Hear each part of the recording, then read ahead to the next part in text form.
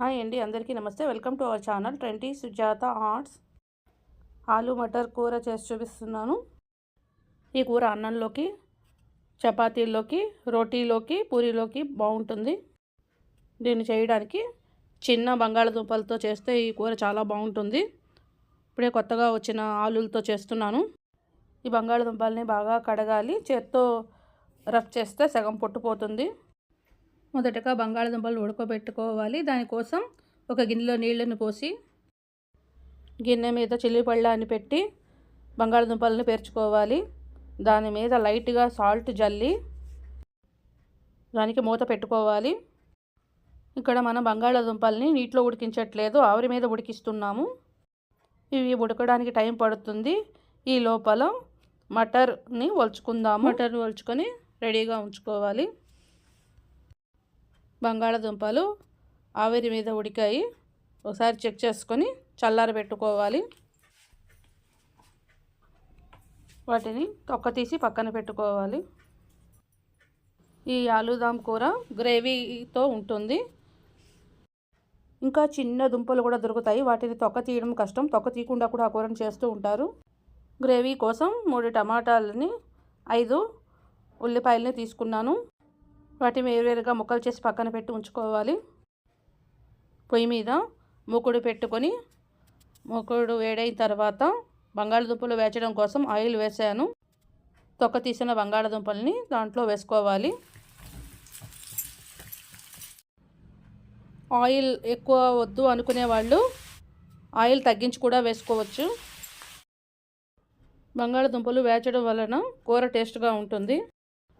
వేగిన దుంపలను పక్కకు తీసుకుంటూ వేగని వాటిని మధ్యలో వేస్తూ వేచుకోవాలి అన్నీ. ఇక్కడ నేను వేగిన దుంపల్ని తీసేస్తున్నాను. వేగని వాటిని మధ్యలోకి పెడుతున్నాను.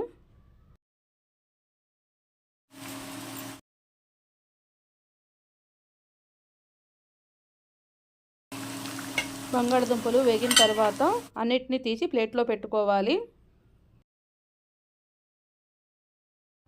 స్టవ్ ఆపుకొని ఈ ఆయిల్ని కూడా తీసి వడగట్టుకొని మూకుడిని ఒకసారి కడిగి మళ్ళీ దాంట్లో వేస్తున్నాను ఆయిల్ని.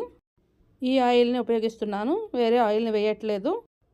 ఆయిల్ వేడైన తర్వాత 1 స్పూన్ జీలకర్ర, 2 బిర్యానీ ఆకులు, అల్లం ముక్కలు, బిర్యానీ పువ్వు, దాల్చిన చెక్క, 4 వెల్లుల్లి రెమ్మలు, 2 లవంగాలు వేశాను. తరిగిన ఉల్లిపాయ ముక్కల్ని దాంట్లో వేస్తున్నాను. ఉల్లిపాయలు వేగిన తర్వాత 5 జీడిపప్పు పలుకుల్ని దాంట్లో వేసుకోవాలి. దాంతోపాటు తరిగి ఉంచుకున్న టమాటా ముక్కలను కూడా వేసి బాగా కలిపి మూత పెట్టుకొని ఉడికించుకోవాలి.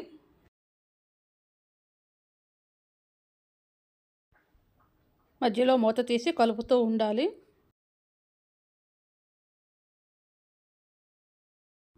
టమాటా ముక్కలు దగ్గర పడిన తర్వాత స్టవ్ ఆపుకొని చల్లారబెట్టుకోవాలి. చల్లారిన వాటిని మిక్సీ జార్లో వేసుకొని మెత్తగా గ్రైండ్ చేసి పక్కన పెట్టి ఉంచుకోవాలి. పొయ్యి మీద మూకుడు పెట్టుకొని 2 స్పూన్స్ ఆయిల్ వేసుకొని 1 స్పూన్ జీలకర్ర, ఒలిచి ఉంచుకున్న మటర్ గింజలను వేసుకొని కలుపుకోవాలి. మటర్ వేగనవసరం లేదు. మనం రుబ్బి పెట్టుకున్న గ్రేవీని ఈ మటర్ గింజల్లో వేస్తున్నాను. ఇక్కడ నేను మటర్ గింజల్ని కొంచెమే వేసాను. మీకు కావాలంటే ఎక్కువ కూడా వేసుకోవచ్చు, టేస్ట్గా ఉంటుంది. 1 స్పూన్ ఉప్పు, పసుపు, 1 spoon garam masala powder, amchur powder, kitchen king masala, 2 spoons ఎండు కారం. గ్రేవీలో అన్నీ బాగా కలిసేటట్టుగా కలుపుకోవాలి.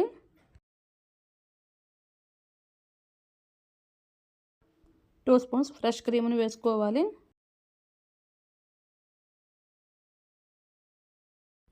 క్రీమ్ గ్రేవీలో బాగా కలిసేటట్టు కలుపుకొని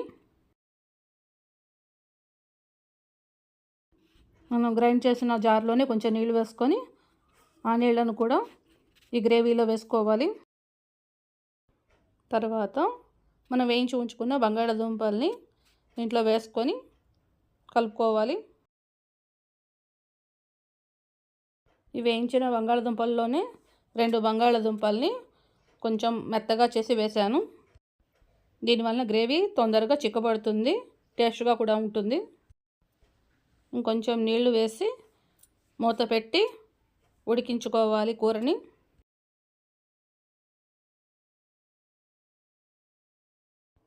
మధ్యలో కూరని చూసుకుంటూ ఉండాలి.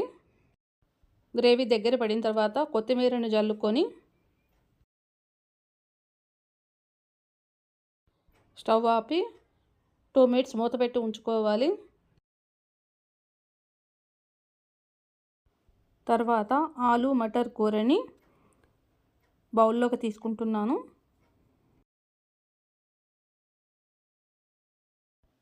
దాని మీద కొత్తిమీరని సన్నగా తరిగి వేసుకోవాలి. ఇక్కడ నేను పూరీకి కాంబినేషన్గా ఆలు మటర్ కూర చేశాను. చిన్న బంగాళదుంపలతో చేసిన ఈ కూర ఎలా ఉందో కామెంట్ రూపంలో తెలియజేయండి. Thank you for watching.